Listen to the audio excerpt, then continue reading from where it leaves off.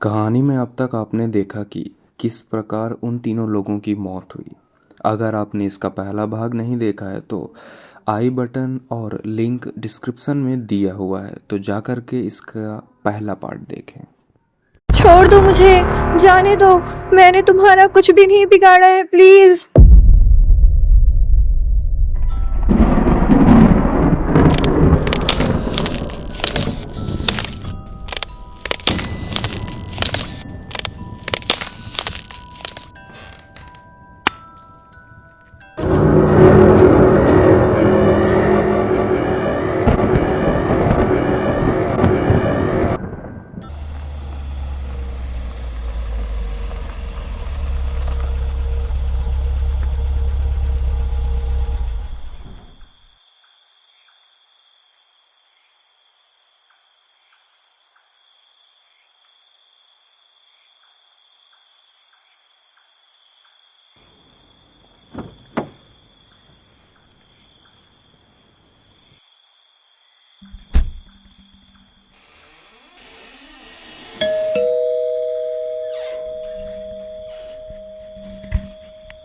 हम यहाँ कुछ पूछताछ के लिए आए हैं।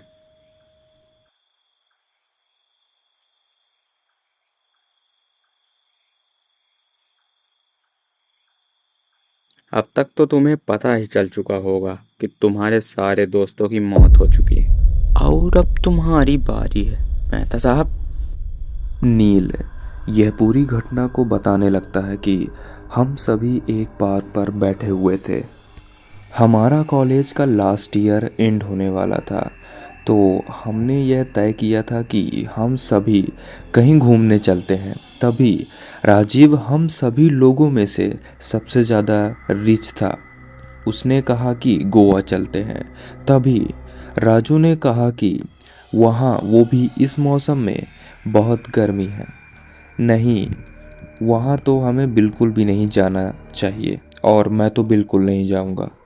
ऐसा कहने के बाद मेरा दूसरा दोस्त बोला, मनाली चलते हैं। इस मौसम में वहाँ का मौसम बेहद ज़्यादा अच्छा रहता है और ज़्यादा गर्मी भी नहीं रहती है। वहाँ जाने में ज़्यादा समय भी नहीं लगेगा। तभी हम सभी इस बात पर अपनी अपनी सहमति देने लगे, कौन कौन क्या क्या लेकर के जाएगा।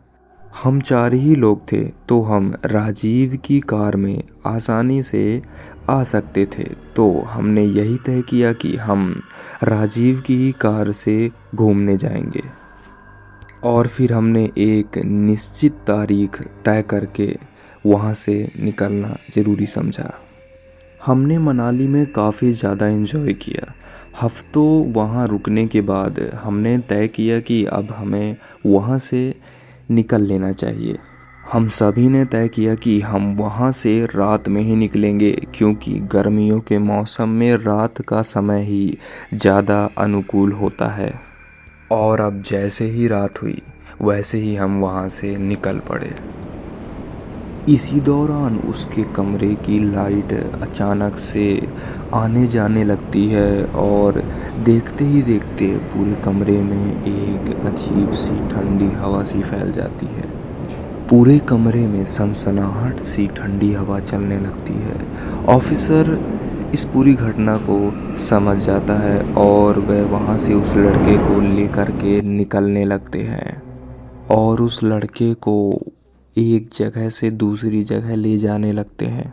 तभी बीच रास्ते में उन्हें एक लड़की दिखाई पड़ती है जो कि अजीब तरीके से व्यवहार कर रही थी। जब तक कि वह इस चीज़ को समझ पाते तब तक में उनकी कार उससे टकरा चुकी थी। और जब वह उस कार से निकल कर के बाहर की ओर देखते हैं तो उन्हें कोई भी नहीं दिखाई दे। और वहीं दूसरी ओर उस लड़की की आवाज़ आती है और जैसे ही वह कार में देखते हैं तो कार पे कोई भी नहीं होता है और उस लड़के की आवाज़ वहीं के पास से जंगलों से आ रही होती है।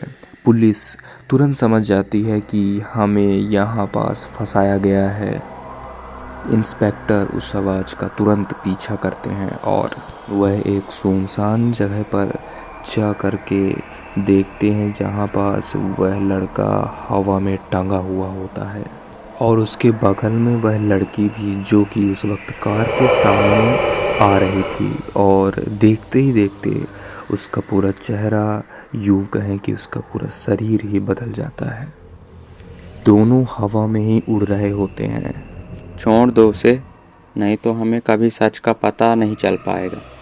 तभी वह उसे ज़मीन पर छोड़ देती है और वह लड़का पूरी कहानी बताने लगता है। उस रात हम जब लौट रहे थे तब हमें रास्ते में एक लड़की दिखाई पड़ती है।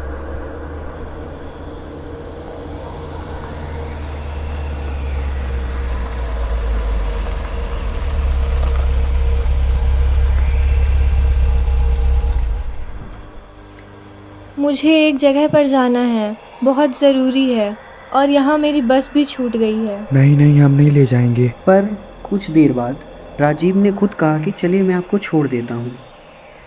पहले तो कार राजीव ड्राइव कर रहा होता है, लेकिन बाद में वह पीछे आ जाता है और मैं कार ड्राइव करने लगता हूँ। पहले तो वह बड़े आराम से पीछे बात कर रहे होते हैं, लेकिन कुछ देर बाद वह लड़की मुझे कार रोकने को बोलती है, तो मैं वहाँ कार रोक देता हूँ और कार रोकने के बाद भागने की कोशिश करती है और राजीव उसके पीछे पागलों की तरह भाग पड़ता है और मेरे बाकी दोस्त भी उसके पीछे भागने लगते हैं। छोड़ दो मुझे, जाने दो, मैंने तुम्हारा कुछ भी नहीं बिगाड़ा है, प्लीज़। देखो कितना डर रही है। खैर, ना अब कोई देख पाएगा न किसी को पता चलेगा। और वह उसे वहीं मारकर जला देते हैं।